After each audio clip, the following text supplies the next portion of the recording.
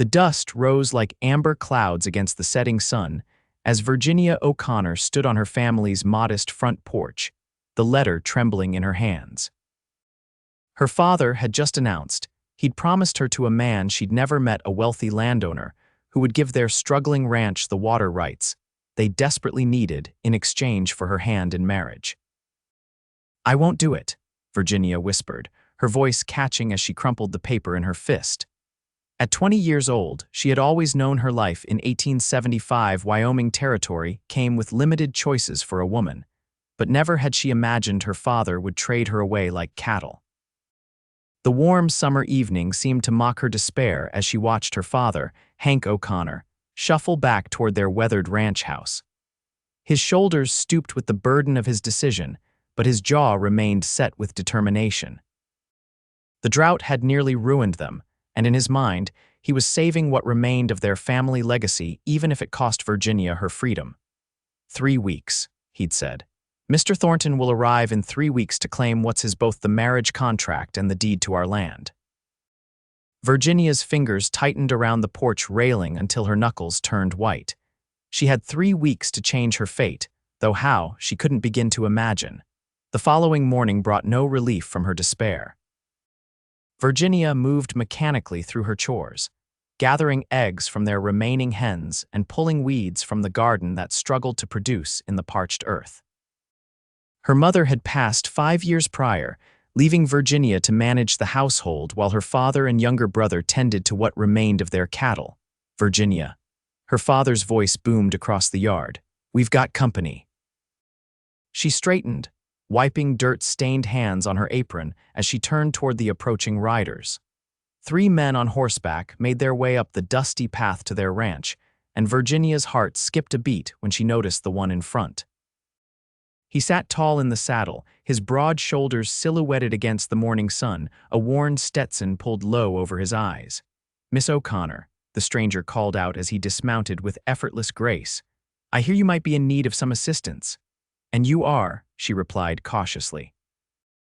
He removed his hat, revealing tousled dark hair and piercing blue eyes that seemed to look straight through her.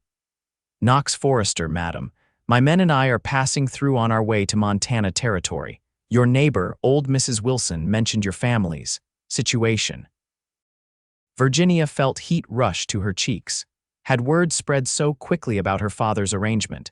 Shame and anger battled within her as her father approached, his limp more pronounced than usual as he hurried across the yard. "What business brings you here, mister?" Hank demanded, positioning himself between Virginia and the newcomer. Knox Forrester replaced his hat, his movements unhurried as he sized up Hank O'Connor. "I'm driving a herd north. Mrs. Wilson mentioned you might have grazing rights we could purchase for a few days' rest." "My cattle need water and feed before we continue." Virginia watched her father's posture change at the mention of money. Ever since the drought had decimated their herd 2 seasons ago, they'd been barely hanging on. "We might come to an arrangement," Hank said cautiously. "The water's scarce these days." "That's what I hear," Knox replied, his gaze drifting back to Virginia. "I also hear that water rights are causing all manner of complicated arrangements in these parts." Virginia stiffened. This stranger knew too much about their private affairs. "Our business is our own," Hank snapped. Knox nodded solemnly. "Indeed it is, sir, though I wonder if your daughter shares your view on how that business should be conducted." Virginia couldn't help but admire the stranger's boldness, even as her father's face reddened with anger. "You'd best watch your tongue, Forrester. You're on my land." "For now," Knox replied calmly, and Virginia felt the weight of those 2 words settle in the air between them. That evening, after Knox and his men had made camp by the creek that bordered their property, Virginia slipped away from the house. She told herself she merely wanted to ensure the strangers weren't helping themselves to more than they'd paid for. But truthfully, she was drawn to Knox Forrester in a way she couldn't explain. She found him sitting alone by a small fire, his men having retreated to their bedrolls after a long day's ride. "It's dangerous for a lady to wander alone at night," he said without looking up, somehow sensing her approach despite her careful steps. "This is still my land, Mr. Forrester." "I know it better than you," He glanced up then, the firelight casting shadows across his face. For how much longer? Virginia hesitated before settling on a fallen log across from him. Mrs. Wilson has a loose tongue. She's concerned for you. Says your father's promised you to Edmund Thornton in exchange for water rights to his creek. And what business is that of yours? Virginia challenged, though her voice lacked conviction. Knox poked at the fire with a stick, sending sparks dancing into the night sky. None whatsoever. Unless you want it to be. Virginia studied him carefully. Knox Forrester appeared to be in his late 20s, his face weathered by sun and wind, but his eyes were kind despite their intensity. He had the look of a man who'd seen his share of hardship, yet hadn't let it harden his heart. What are you suggesting, Mr. Forrester? I'm suggesting that a woman shouldn't be traded like property, Miss O'Connor, not in this day and age. Fine words, she replied bitterly. But they don't change my situation. My father has made his decision. Knox set down his stick and leaned forward, his voice low and earnest. What if you had another choice? Virginia's heart quickened. What choice could I possibly have? I have a proposition for you, Knox said, holding her gaze steadily. I need someone who knows cattle, who can help manage the books for my growing operation in Montana. Someone educated. You're offering me a job? Virginia asked incredulously. I'm offering you an escape, he corrected. Though yes, it would come with fair pay for honest work. Virginia laughed without humor. And how exactly would I explain disappearing from my own home? My father would send the sheriff after us both. Not if you had protection, Knox said simply. Not if you had a husband who could legally claim you. Virginia's breath caught in her throat. Are you proposing marriage, Mr. Forrester? To a woman you've just met? I'm proposing an arrangement, he clarified.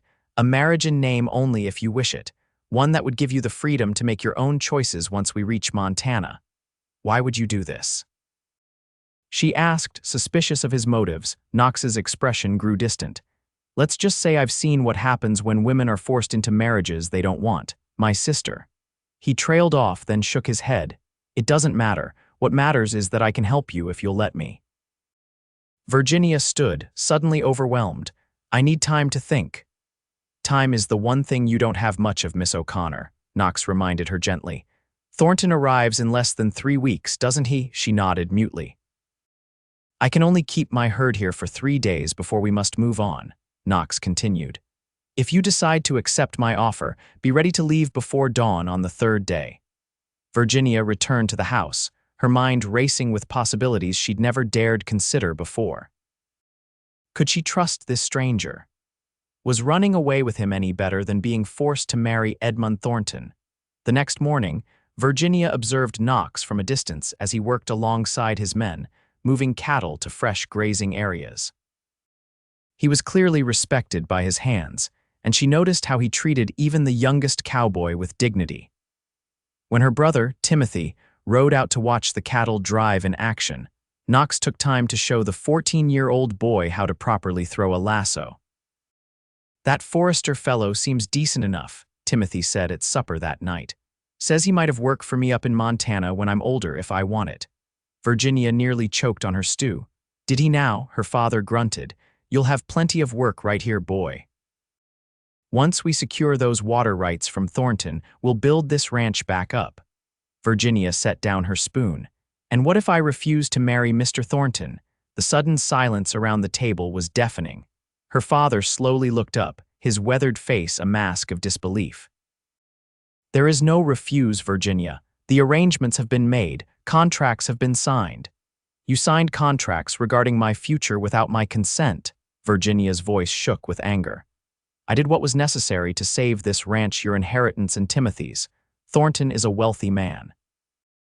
He'll provide for you. He's 45 years old and has buried 2 wives already, Virginia countered. Her father slammed his fist on the table. Enough, this discussion is over. You'll do your duty to this family, just as I've done mine all these years. Virginia pushed away from the table and fled to her room, tears of frustration burning her eyes. Through her window, she could see the distant glow of Knox Forrester's campfire, and for the first time in days, she felt a glimmer of hope. On the 2nd day, Virginia made her decision. While drawing water from the well, she spotted Knox examining the boundary line of their property alone. "Mr. Forrester," she called softly, approaching him with determined steps. He turned, tipping his hat in greeting. "Miss O'Connor." "If I were to accept your proposal," she said without preamble, "what assurances would I have that you'd keep your word? That this isn't just another form of captivity?" Knox's expression remained serious. "I'd put it in writing if you like. A contract stating that after 6 months, if you wish to dissolve our arrangement, I'll provide you with enough money to establish yourself independently." Virginia studied his face, searching for any sign of deception. "Why would you do this for me? What do you gain?" Something flickered in Knox's eyes, a vulnerability that surprised her. "Perhaps I understand what it means to want freedom above all else, or perhaps I simply can't stand by while another woman is forced into a life she didn't choose." "You said your sister," Virginia prompted gently. Knox's jaw tightened. "She married a man our father chose, a man who seemed respectable enough until the doors were closed. By the time I discovered what was happening, it was too late." He met Virginia's gaze steadily. "I won't make that mistake again." Virginia took a deep breath. "I'll need to bring some of my things. Only what you can carry in a single bag," Knox warned. "We'll need to travel light and fast." "And my brother?" Virginia asked, suddenly uncertain. "I can't just leave Timothy." "He's a young man," Knox replied gently. "In a few years, he can decide his own path. For now, he's safer here with your father." Virginia nodded reluctantly. "Tomorrow before dawn, then. I'll be waiting," Knox promised. That night, Virginia carefully packed her most treasured possessions. Her mother's silver hairbrush, a small leather-bound journal, a change of clothes, and the meager savings she'd managed to hide away over the years. She wrote a letter to Timothy, explaining her decision as best she could and promising to send for him when she was settled. As the first hints of dawn colored the eastern sky, Virginia crept from her bedroom, letter tucked beneath Timothy's door. She slipped silently through the house, pausing only briefly at her father's door. Despite everything, leaving him felt like a betrayal. "I'm sorry," she whispered, then continued toward the front door. Outside, the morning air was crisp and filled with promise. Virginia spotted Knox waiting at the edge of their property, holding the reins of 2 saddled horses. Her heart pounded as she made her way toward him, every step taking her farther from the only life she'd ever known and closer to an uncertain future. "You came," Knox said simply when she reached him. "Did you doubt I would?" Virginia asked, her voice stronger than she felt. "I've learned never to assume anything when it comes to matters of the heart," he replied, helping her secure her bag to the saddle. Virginia mounted her horse, a gentle mare that Knox had selected specifically for their journey. "This isn't a matter of the heart, Mr. Forrester. It's a matter of survival." Knox's lips curved in a small smile as he swung into his own saddle. "Indeed it is, Miss O'Connor. Though in my experience, the two are often more connected than we care to admit." They rode out as the sun broke over the horizon, joining Knox's men and the cattle herd that had already begun moving north. Virginia didn't look back at the ranch house, afraid that if she did, her courage might falter. Instead, she fixed her gaze on the open country ahead, vast and wild and full of possibilities she'd never dared to imagine. By midday, Virginia's muscles ached from the unaccustomed hours in the saddle. Though she'd grown up riding, the controlled movements around the ranch were nothing like the steady pace Knox maintained as they pushed northward. "We need to put as much distance as possible between us and your father before he discovers you're gone," Knox explained when they stopped briefly to water the horses. "Once we cross into Montana Territory, we'll find a preacher in the first decent-sized town." Virginia nodded, trying to ignore the flutter of anxiety at the thought of actually marrying this man she barely knew. "My father won't give up easily," she warned. "He's a proud man." "Pride won't get him far against a legally binding marriage," Knox replied. "The law will side with a husband over a father. So I'm simply trading one man's authority for another's," Virginia observed, unable to keep the bitterness from her voice. Knox turned to face her fully, his expression serious. "I gave you my word, Virginia. This arrangement is temporary, a means to an end. I won't hold you to anything beyond what you freely choose to give." Something in his steady gaze made Virginia believe him, despite all logic that said she shouldn't trust a man she'd known for barely 2 days. Around sunset, one of Knox's cowboys rode back to report that they were being followed a single rider, pushing his horse hard to catch up. "Your father?" Knox asked, looking to Virginia. She shook her head. "He can't ride that fast with his bad leg. It must be Timothy." Sure enough, 15 minutes later, Timothy O'Connor galloped into view, his young face flushed with exertion and emotion. "Virginia," he called out, pulling his lathered horse to a stop beside them. "What are you doing? Father is beside himself." Virginia dismounted, going to her brother and placing a steadying hand on his horse's neck. "I had to leave, Timothy. I couldn't marry that man, so you're running away with him instead." Timothy jerked his head toward Knox, who had respectfully moved a few paces away to give the siblings privacy. "How is this any different?" "It's entirely different," Virginia insisted. "Mr. Forrester has offered me a real choice. After 6 months, I can decide my own future." Timothy's young face was clouded with confusion and hurt. "What about me? What about our home?" Virginia's heart ached at the betrayal in his eyes. "The ranch will still be there, Timothy, and as soon as I can, I'll send for you, I promise." "Father says Thornton will withdraw his offer if you don't return," Timothy warned. "We'll lose everything." "There are other ways to save the ranch," Virginia said firmly. "Ways that don't involve selling me like property." Timothy glanced toward Knox, who was pretending not to listen while adjusting his saddle. "Can I trust him to take care of you?" Virginia smiled gently. "I'm going to take care of myself, Timothy. That's the whole point." After a long moment, Timothy nodded reluctantly. "I didn't tell Father which way you went," he admitted, "but he'll figure it out soon enough." "Then you should get back before he misses you too," Virginia said, reaching up to touch her brother's cheek. "Take care of him for me." Timothy leaned down to hug her awkwardly from the saddle. "Write to me when you can, of course," she promised. As Timothy turned his horse to head back, Knox approached.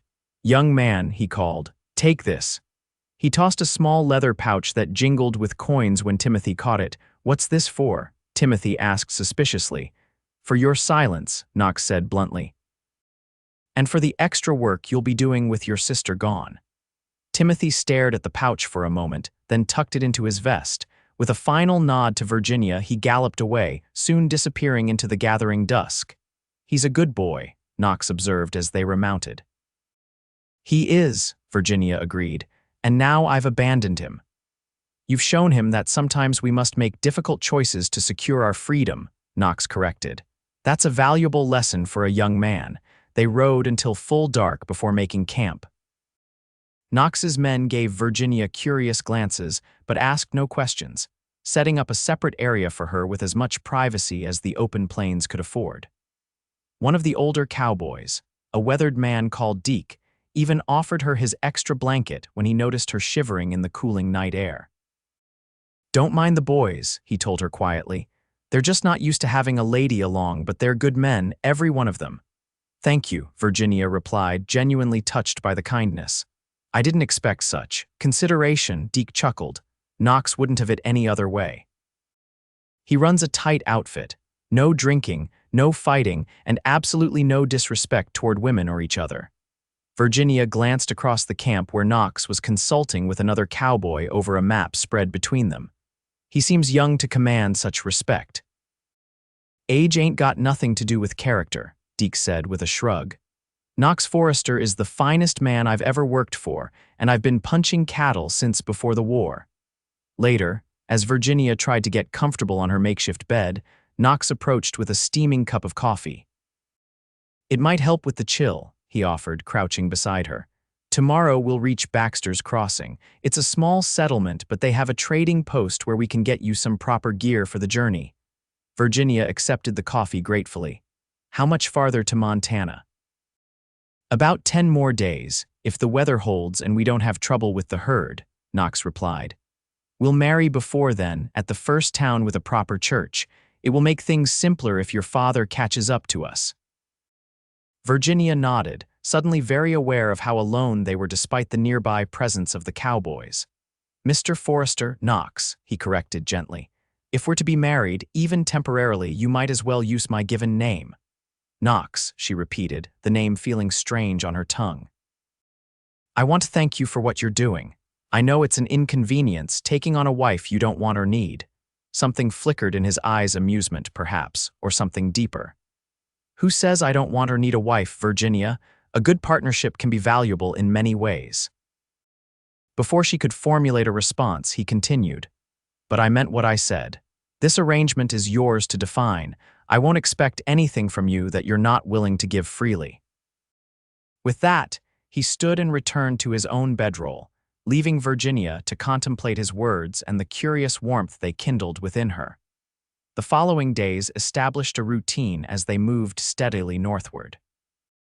Virginia quickly adapted to life on the trail, rising before dawn with the cowboys and helping where she could. She surprised Knox by revealing her skill with figures, offering to help him update his ledger each evening by firelight. Where did you learn such precise bookkeeping? He asked, impressed by her neat columns and rapid calculations. My mother taught me, Virginia explained. She kept all the ranch accounts until she passed. My father never had the patience for it. Their stop at Baxter's Crossing provided Virginia with sturdy riding clothes, a proper hat to shield her from the sun, and a warm coat for the cooler nights as they moved northward. Knox insisted on paying for everything, waving away her protests. Consider it a wedding gift, he said with a wink that sent an unexpected flutter through her chest. 4 days into their journey, they reached Cottonwood Springs, a small but growing town with a white steepled church at its center. Knox called a halt for 2 days to rest the cattle and arrange their marriage. Are you certain about this? He asked Virginia the evening before the ceremony, finding her alone by the creek where she'd gone to wash her face. There's still time to change your mind. Virginia looked up at him, water droplets clinging to her lashes. Over the past days, she'd come to respect Knox Forrester deeply. He was fair, hardworking, and treated everyone with dignity. If she had to choose a husband, even a temporary one, she could have done far worse. I'm certain, she replied firmly. Unless you've reconsidered. Knox shook his head, his eyes holding hers with an intensity that made her breath catch. Not for a moment. The next morning, Virginia donned the best dress. She had packed a simple blue cotton that had seen better days but was clean and pressed as well as trail conditions allowed. One of the cowboys, surprisingly skilled with scissors, trimmed Knox's hair and helped him shave. When they met at the church steps, Virginia was struck by how handsome he looked in his clean shirt and brushed coat, his dark hair still damp from washing. The ceremony was brief but dignified, the elderly preacher beaming at what he assumed was a love match. When he instructed Knox to kiss his bride, Virginia felt a moment of panic, realizing they hadn't discussed this part. Knox seemed to sense her unease. He lifted her hand and pressed his lips gently to her knuckles instead. I'll claim that properly when you're ready to give it, he murmured, his voice low enough that only she could hear. The gesture, so respectful of her boundaries, touched Virginia more deeply than any passionate embrace could have. As they signed the marriage certificate, Virginia felt a strange mixture of relief and apprehension. She was now officially Mrs. Knox Forrester, a name and identity that protected her from Edmund Thornton, but bound her to a man she was only beginning to know. That evening, the cowboys organized a small celebration, producing a fiddle and a jug of whiskey that Knox allowed in moderation given the special occasion. Under the stars, with music floating through the camp, Knox held out his hand to Virginia. May I have this dance, Mrs. Forrester? Virginia hesitated only briefly before placing her hand in his. You may, Mr. Forrester. As they moved together in a simple waltz, Virginia became acutely aware of Knox's strength and the careful way he held her, close enough to guide but not so close as to make her uncomfortable. His blue eyes never left her face, and for the first time since leaving home, Virginia wondered if perhaps this marriage might become more than just an arrangement of convenience. The next morning, reality intruded harshly on their brief celebration. As they were preparing to depart Cottonwood Springs, a telegram arrived for Knox. Your father sent word ahead, Knox told Virginia, his expression grim as he read the paper. He's contacted the territorial marshals, claiming I've kidnapped you. They'll be looking for us. Virginia's heart sank. What do we do? We have the marriage certificate, Knox replied, tucking the telegram into his pocket. And witnesses who can testify you came willingly, but we'll need to move quickly now. The faster we reach my ranch in Montana, the better. They pushed harder over the next days, making better time than Knox had initially planned. Virginia found herself growing stronger, both physically and in spirit. The open skies and endless horizons seemed to mirror the new possibilities opening before her. On the 8th day after leaving her father's ranch, disaster struck. A summer thunderstorm rolled in suddenly from the west, bringing lightning that spooked the cattle. In the ensuing chaos, several dozen steers broke away from the main herd, heading toward a ravine. Virginia, stay here. Knox shouted as he and his men raced to head off the panicked animals. But Virginia had spotted a young cowboy, barely older than her brother, who had been thrown from his horse and lay directly in the path of the stampeding cattle. Without hesitation, she spurred her mare forward, reaching the boy just before the cattle would have trampled him. Hold on, she cried, extending her hand as the thunder crashed overhead. The young cowboy, she thought his name was Joel, grabbed her arm, and with strength born of desperation, Virginia hauled him up behind her on the saddle. They cleared the path of the cattle just as Knox and the others managed to turn the herd. When the dust settled and the rain began to fall in earnest, Knox rode up to Virginia, his face a mask of concern and admiration. That was either the bravest or the most foolish thing I've ever seen, he said, rain streaming down his face. Virginia, still breathless from the rescue, met his gaze steadily. Sometimes they're one and the same. Something changed between them that night. As they huddled beneath a hastily erected tarp to escape the continuing downpour, Knox kept Virginia close to his side, his arm around her shoulders providing warmth and comfort. For the first time, she allowed herself to lean into him, to accept the protection he offered not as a limitation but as a gift freely given. Thank you for saving Joel, Knox said softly, his breath warm against her damp hair. He's only 18, his mother would never have forgiven me if something had happened to him. You know his mother? Virginia asked, curious about this glimpse into Knox's connections. I know all my men's families, Knox replied. Most have worked for me for years. We look out for each other. Virginia smiled, thinking how different this was from Edmund Thornton, who was known to treat his workers as disposable. You're a good man, Knox Forrester, he chuckled, the sound rumbling pleasantly against her side. Don't sound so surprised, wife. The word sent an unexpected thrill through Virginia. Though their marriage was meant to be temporary in that moment, with rain drumming on the canvas above them and Knox's solid presence beside her, she found herself wondering what it might be like if it weren't. The next morning dawned clear and bright, the storm having moved eastward overnight. As they resumed their journey, Virginia noticed Knox watching her with new consideration, as though seeing her in a different light after her actions during the stampede. That evening, as they made camp, Knox approached her with something wrapped in a clean bandana. I've been saving this, he said, unfolding the cloth to reveal a small, exquisitely carved wooden horse. My father taught me to whittle when I was a boy. It's not much of a wedding gift, but... Virginia took the carving, touched by the gesture and the skill evident in the detailed work. It's beautiful, she said sincerely. When did you find time to make this? A few minutes here and there, Knox admitted, mostly while you were sleeping. I wanted you to have something to remember this journey by, whatever you decide 6 months from now. Virginia looked up from the carving to find Knox watching her intently, something unspoken in his gaze.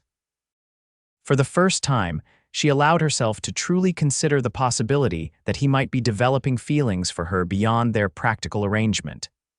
Thank you, she said softly, closing her fingers around the wooden horse.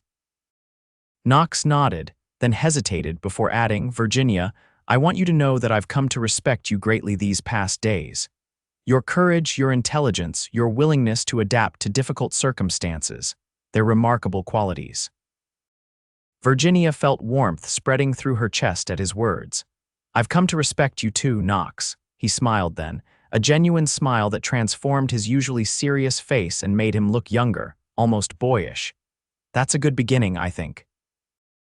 As he walked away to check on the cattle, Virginia found herself wondering what exactly they were beginning and where it might lead. 2 days later, they encountered a problem Virginia had been dreading. As they approached a small settlement to replenish supplies, they were met by a marshal and 2 deputies.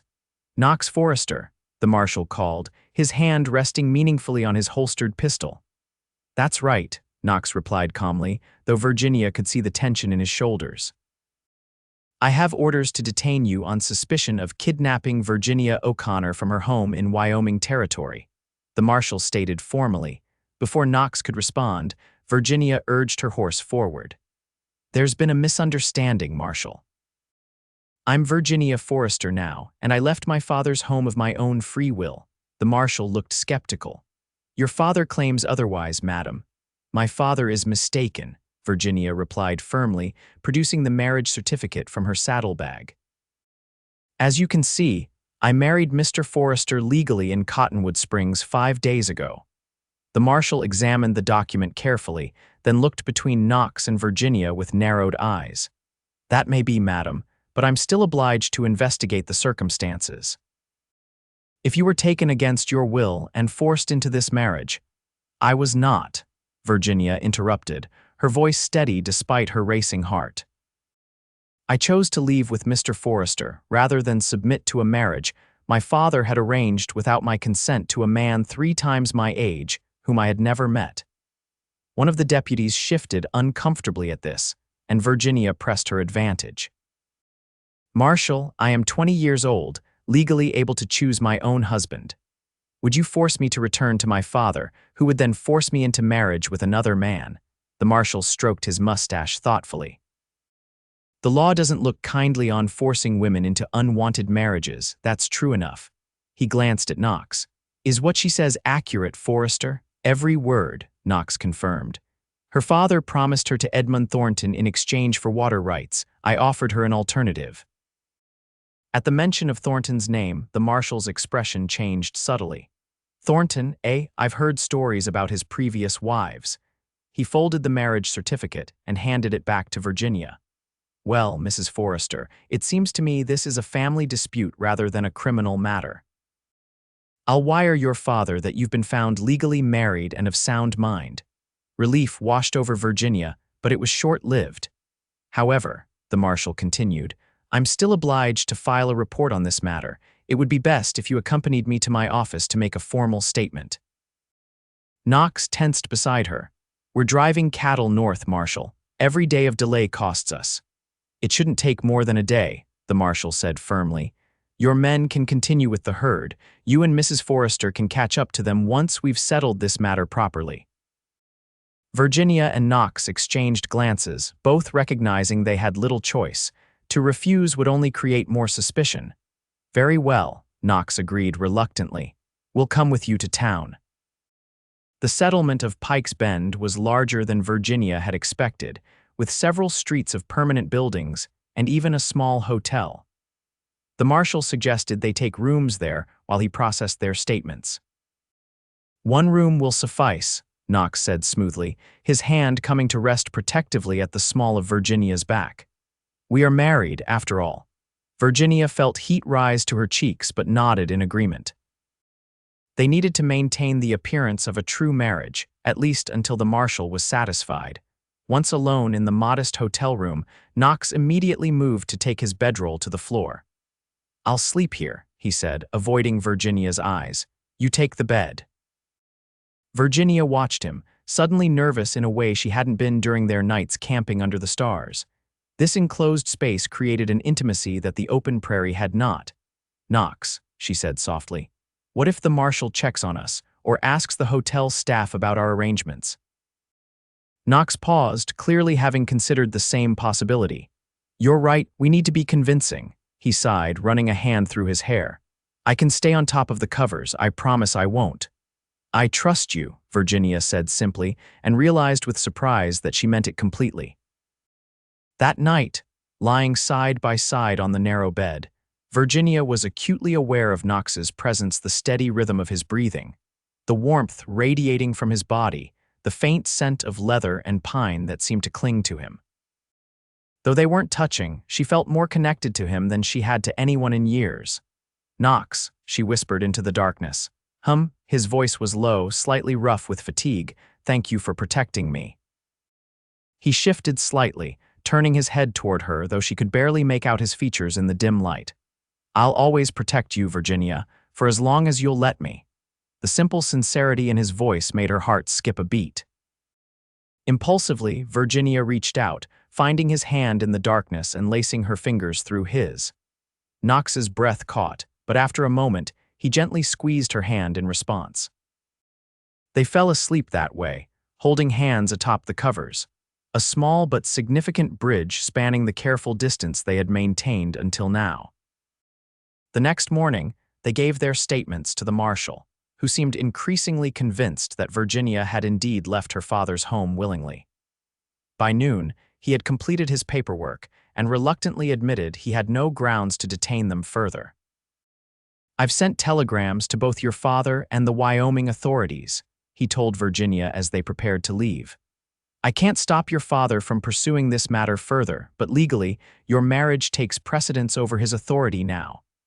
"Thank you, Marshal," Virginia said sincerely. "I appreciate your fairness." As they rode out of Pike's Bend, pushing their horses to catch up with the herd, Virginia felt a new lightness.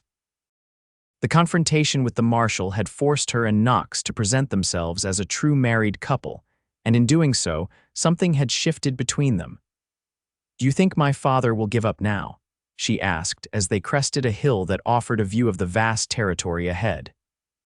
Knox considered the question carefully. "Your father strikes me as a proud man, and proud men don't easily admit defeat, but he's also practical. Once he accepts that you're legally married, he may decide to salvage what he can of his arrangement with Thornton." Virginia's stomach twisted at the thought of Edmund Thornton. "What if Thornton decides to pursue me himself? He wanted those water rights badly." Knox's expression hardened. "Then he'll have to deal with me, and I promise you, Virginia, I'm not a man easily intimidated." The fierce protectiveness in his voice sent a shiver through her that had nothing to do with fear. For the first time in her life, Virginia felt truly safe, not because she couldn't face danger herself, but because she knew without doubt that she wasn't facing it alone. They caught up with the cattle drive that evening, the cowboys greeting them with obvious relief. Deke, the older cowhand who had taken a grandfatherly interest in Virginia, pulled her aside as they set up camp. "Everything all right with you two?" he asked, his weathered face concerned. "The boys and I were worried when the marshal took you." "We're fine," Virginia assured him. "The marshal just needed to verify that I wasn't kidnapped," Deke snorted. "As if anyone who's seen you with the boss would think that, way you two look at each other when you think no one's watching." Virginia blushed furiously. "I don't know what you mean," the old cowboy's eyes twinkled. "Course you don't, Mrs. Forrester. My mistake entirely." That night, Virginia found herself watching Knox as he moved around the camp, conferring with his men, checking on the cattle, always in motion yet somehow aware of her location at all times. Occasionally, their eyes would meet across the fire, and something warm and undefined would pass between them before one of them looked away. Deke's words echoed in her mind. Did she look at Knox differently? Did he look at her with something more than friendly concern? The possibility made her heart race in a way that had nothing to do with fear. The following day brought them across the border into Montana Territory, and Virginia sensed Knox's growing excitement as they neared his ranch. He began telling her more about the property, the house he had built 2 years ago, the fertile valley that provided excellent grazing, the small but growing herd of prime breeding stock he was developing. "It's nothing grand," he admitted, "but there's good water year-round and the mountains protect us from the worst of the winter storms." "It sounds wonderful," Virginia said sincerely, trying to imagine what her life might be like there. "The house has 3 bedrooms," Knox continued, then added hastily, "You'll have your own space, of course. I meant what I said about our arrangement." Virginia nodded, though she found herself surprisingly disappointed by his quick clarification. Over the past days, She had begun to wonder what it might be like to be truly married to Knox Forrester, not just in name, but in every sense. As they made camp that night, just 2 days' ride from Knox's ranch, a rider approached from the east. One of the cowboys spotted him first and alerted Knox, who moved protectively toward Virginia. "Stay close," he murmured, his hand instinctively moving to the pistol at his hip. The rider slowed as he approached, and Virginia's heart sank as she recognized him, Fletcher Davis, her father's foreman and most trusted hand. "Virginia," Fletcher called, pulling his horse to a stop at a respectful distance. "Your father sent me to bring you home." Knox stepped forward, his stance defensive but not overtly hostile. "My wife isn't going anywhere she doesn't choose to go, Mr. Davis." Fletcher's gaze shifted between them, taking in their proximity and Knox's protective posture. "Mr. O'Connor just wants to speak with his daughter." He set up camp about 5 miles east of here. Virginia felt Knox tense beside her. "My father is here, in Montana Territory," Fletcher nodded, "along with Mr. Thornton." A cold dread settled in Virginia's stomach. Her father had brought Edmund Thornton all this way, a clear indication that he had no intention of respecting her marriage to Knox. "I won't go," she said firmly. "You can tell my father that if he wishes to speak with me, he can come here without Mr. Thornton." Fletcher looked uncomfortable. "Virginia, please, your father is not a well man. The journey has been hard on him, and his leg is paining him something fierce. He just wants to see that you're safe." Virginia hesitated, torn between her determination to stand her ground and concern for her father's health. Knox seemed to sense her dilemma. "We'll go together," he said quietly, "just to hear what your father has to say." Virginia looked up at him, surprised by the offer. "Are you sure? It could be a trap." Knox's blue eyes held her steadily. "Do you trust me to protect you?" "Yes," she replied without hesitation. "Then we'll go at first light," Knox decided, turning back to Fletcher. "Tell Mr. O'Connor we'll meet with him tomorrow, but only him. If Thornton is present, we'll turn right around." Fletcher nodded, clearly relieved to have accomplished at least part of his mission. "I'll tell him. Thank you, sir." As the foreman rode away, Virginia turned to Knox, her anxiety evident. "What if my father tries to force me to return with him?" Knox took her hands in his expression solemn. "Virginia, look at me. You are my wife now. Legally, your father has no claim on you anymore. More importantly," he added, his voice softening, "I won't let anyone take you anywhere against your will. Not your father, not Thornton, not anyone." Virginia searched his face, finding only sincerity and determination there. "Why are you doing all this for me, Knox? The truth." For a moment, Knox seemed to struggle with his words. Then, with a deep breath, he said, "Because in these past 2 weeks, I've come to care for you more than I thought possible. What began as an arrangement has become something else, at least for me." Virginia's heart thundered in her chest. "For me too," she admitted softly. Knox's eyes widened slightly, hope kindling in their blue depths. Slowly, giving her every chance to pull away, he leaned down until his lips were just inches from hers. "May I?" he whispered. In answer, Virginia closed the distance between them, pressing her lips to his in a kiss that began tentatively but quickly deepened as Knox pulled her closer. His arms encircled her waist as her hands found their way to his shoulders, each of them holding the other as though afraid they might disappear. When they finally broke apart, both breathless, Knox rested his forehead against hers. "I've wanted to do that since Cottonwood Springs," he confessed. Virginia smiled, a happiness she hadn't expected filling her completely. "I think I've wanted you to." That night, they still slept separately as they had throughout their journey, but something fundamental had changed. Their marriage, begun as a practical solution to an impossible situation, had blossomed into something neither had anticipated, something real and precious. The next morning, Knox and Virginia rode out to meet her father, accompanied by Deke and another trusted cowboy as a precaution. They found Hank O'Connor's camp exactly where Fletcher had indicated, a small cluster of tents and a campfire around which several men sat, including Edmund Thornton. Virginia felt Knox stiffen beside her at the sight of the older man, whose expensive clothes and carefully groomed appearance seemed ludicrously out of place in the rugged terrain. "Remember," Knox said quietly as they approached. "You don't have to say anything you don't want to. And we can leave at any time." Virginia nodded, drawing strength from his presence as they dismounted at the edge of the camp. Her father stood immediately, his face a complex mixture of relief, anger, and something that might have been shame. "Virginia," he said, limping forward. "Thank God you're safe." "I've been perfectly safe the entire time, Father," she replied, keeping her voice even, "as I'm sure the marshal informed you." Hank O'Connor's expression hardened slightly. "Safe, running off with a stranger, getting married without your family present. You call that safe? Safer than being forced to marry a man I've never met," Virginia countered, gesturing toward Thornton, who had risen and was watching the exchange with narrowed eyes. "Mr. Forrester," Thornton said, stepping forward with an outstretched hand. "Perhaps we could discuss this situation like reasonable men." Knox ignored the offered hand. "There's nothing to discuss, Mr. Thornton. Virginia is my wife. Whatever arrangement you had with her father is now void."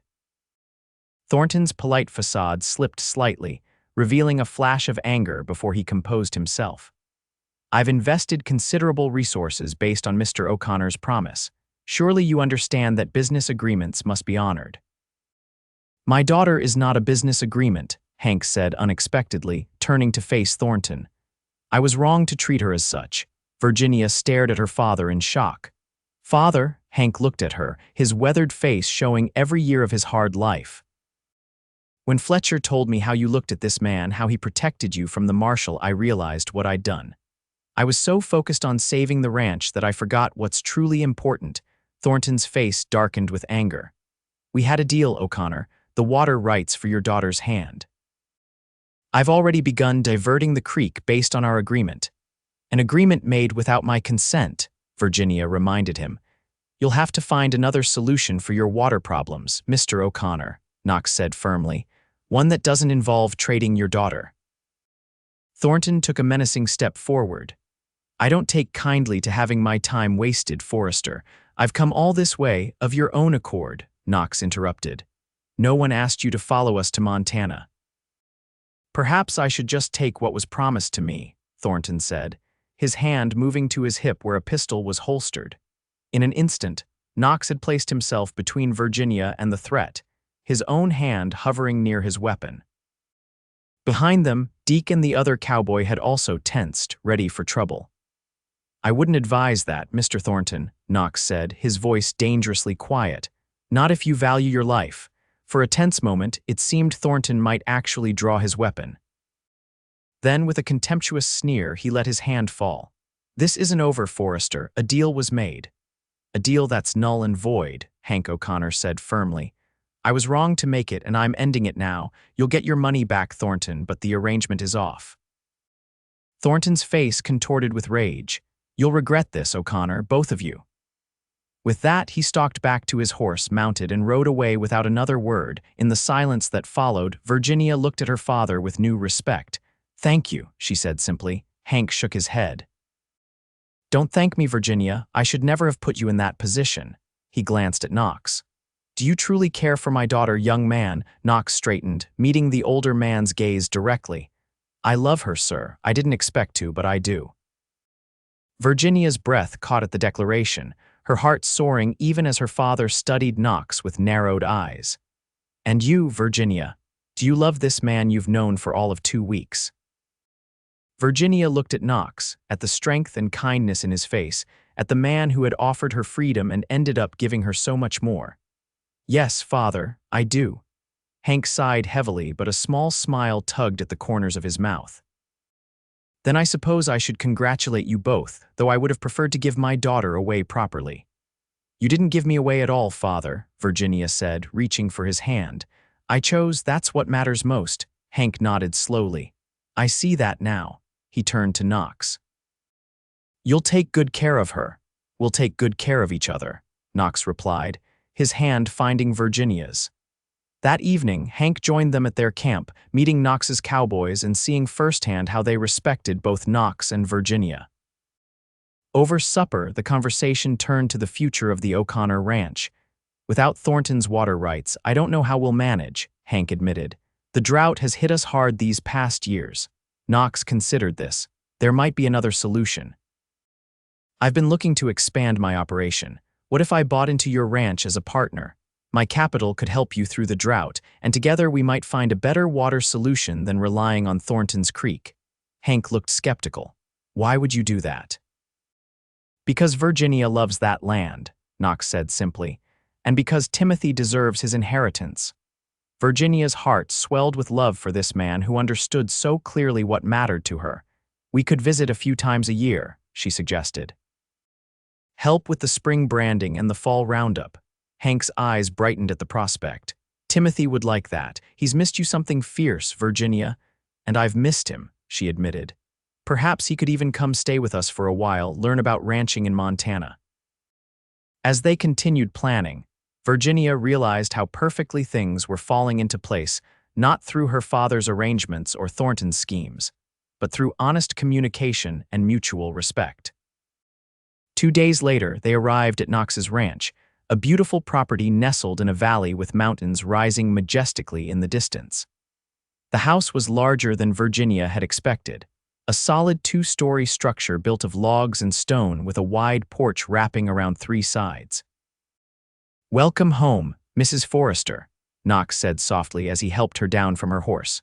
Virginia looked around at the sweeping meadows, the sturdy barn, the clear stream that ran along the eastern edge of the property, and felt a sense of rightness settle deep in her bones. This was where she belonged not because anyone had decided it for her, but because she had chosen it herself. That evening, after the cattle had been settled and the cowboys had retreated to their bunkhouse, Knox led Virginia through the house, showing her each room with barely contained pride. The interior was simple but comfortable, with solid furniture and large windows that captured the magnificent views. "And this," he said finally, opening the door to a spacious bedroom with a large bed covered in a handmade quilt, "is our room, if you want it to be." Virginia stepped into the room, touching the quilt reverently. "Did you make this?" Knox chuckled. "No, my sister did before she." He trailed off, then continued, "She would have liked you, Virginia. She had the same spirit, the same determination." Virginia turned to face him, her heart full. "I want this to be our room, Knox. I want this to be our life together, not just for 6 months, but forever." Knox crossed to her in 2 strides, gathering her into his arms with a tenderness that made her eyes fill with tears. "I love you, Virginia Forrester," he whispered against her hair. "I think I began falling in love with you the moment you stood on your father's porch and defied him for your freedom." Virginia smiled up at him. "And I love you, Knox Forrester, for seeing me as a person worth protecting, not a possession to be traded." As Knox lowered his lips to hers, Virginia knew that she had found something far more precious than freedom alone. She had found a partner who valued her mind, her spirit, and her heart. A man who would stand beside her through whatever challenges life brought, not as her owner or her master, but as her equal. Outside, the Montana sun sank behind the mountains, painting the sky in shades of gold and crimson. On the porch where they would spend countless evenings in the years to come, 2 rocking chairs stood side by side, waiting for the stories they would share, the laughter they would enjoy, and the love that would continue to grow between them, a love born not of arrangement or obligation, but of choice and respect and the courage to follow their hearts. 1 year later, Virginia stood on that same porch, Knox's arms wrapped around her from behind, his hands resting gently on the swell of her belly where their child grew.